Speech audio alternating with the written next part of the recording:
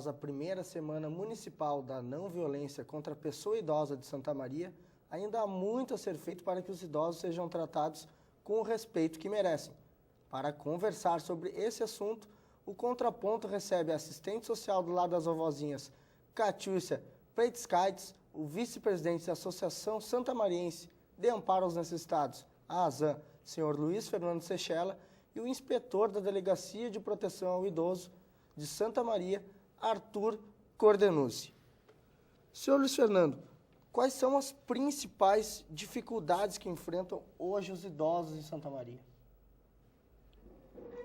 Os idosos em Santa Maria hoje, uma das principais dificuldades que eles encontram são com relação ao aspecto financeiro das famílias.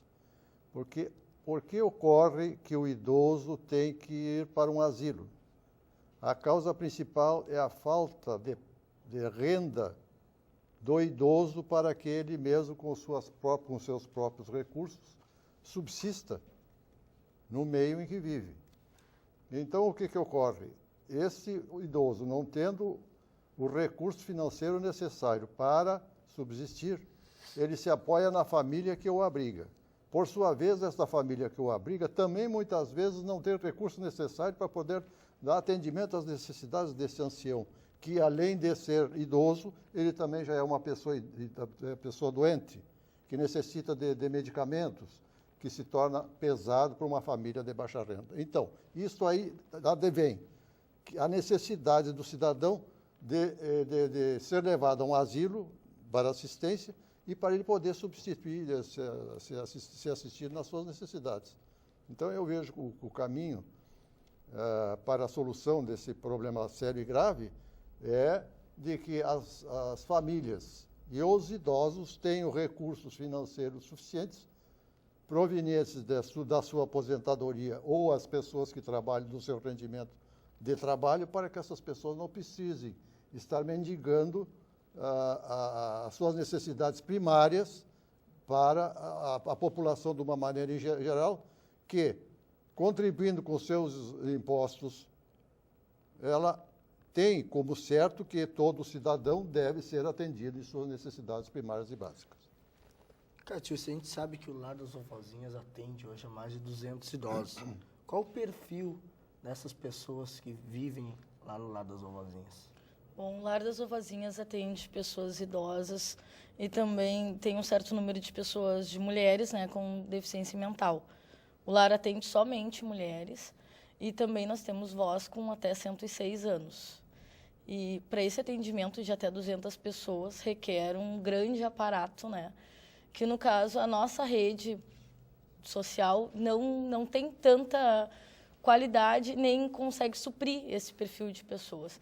Porque, como ele nos falou anteriormente, com a velhice vem doenças, vem as famílias que muitas vezes não estão preparadas para receber esse idoso e receber tudo que vem junto com uma pessoa idosa, né? Que é um atendimento diferenciado, um atendimento com maior cuidado. E também essa questão financeira é bem forte, assim, porque nós recebemos principalmente pessoas sem condições financeiras para dar o atendimento necessário para essa pessoa idosa. Então, não tem condições não tem transporte, não tem atendimento fisioterapêutico, não tem, entende? Até consegue, de certa forma, na rede, mas não consegue uma pessoa que esteja sempre disponível para levar esse idoso a esses atendimentos. Então, nós recebemos pessoas com quadros de abandono, negligência, as famílias, às vezes, acontece da pessoa ter um AVC, ter algum problema assim que prejudique a locomoção, que ele se alimente sozinho. Então, a família não tem essa condição, não tem esse preparo e recorre ao lar para deixar o seu idoso lá. O lar trabalha com pessoas voluntárias para dar todo esse aparato para atender? Sim, o lar tem cerca de 65 funcionários, porque precisa de atendimento 24 horas, né, da enfermagem. Tem assistente social, tem fisioterapeuta, educadora física, mas também conta com a participação de várias pessoas voluntárias. Sem os voluntários não teria como. Seria muito difícil. Doutor Arthur, na delegacia, que tipo de ocorrências são mais frequentes que vocês registram nessa questão envolvendo os idosos? A gente, na delegacia, recebem muitas denúncias de forma anônima, né? Onde a população, principalmente, não quer ter aquele contato com a polícia, né? Quem denuncia, então, sempre acaba nos pedindo que não seja identificado. Na maioria dos casos que são denunciados são maus tratos, juntamente com a apropriação indébita de bens do idoso e muitas vezes situação de abandono também, né? Então, quase sempre, quando é feita uma denúncia para nós, ocorre a união de vários crimes. Não é um crime especificamente que é denunciado.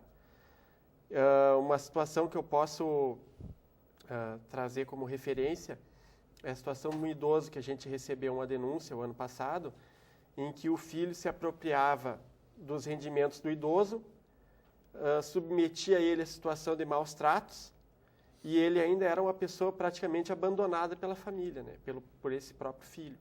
Ele morava nos fundos da casa do próprio filho, em situação de extrema pobreza, assim, né? Então a gente vê que são situações onde a gente recebe normalmente a denúncia e envolve sempre a prática de 2 ou 3 crimes.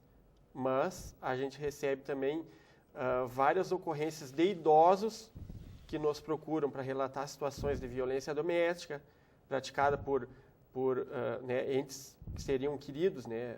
Muitas vezes o neto, um sobrinho, o marido. Essa situação é a própria pessoa idosa que nos denuncia, né? Mas temos várias denúncias também de estelionato também em Santa Maria. Tem dado um aumento muito grande nesses últimos anos de pessoas idosas que nos relatam situações onde elas são enganadas, né? Por farsantes, por uma série de fraudes, né? Então, a gente tenta apurar na forma mais clara, né, esse tipo de crimes, né? São diversas situações que cada caso é um caso específico. Cada caso é um caso específico. A gente tem que dar um atendimento para cada situação, exige um atendimento especial lá na delegacia. Selecionando aqui o asilo.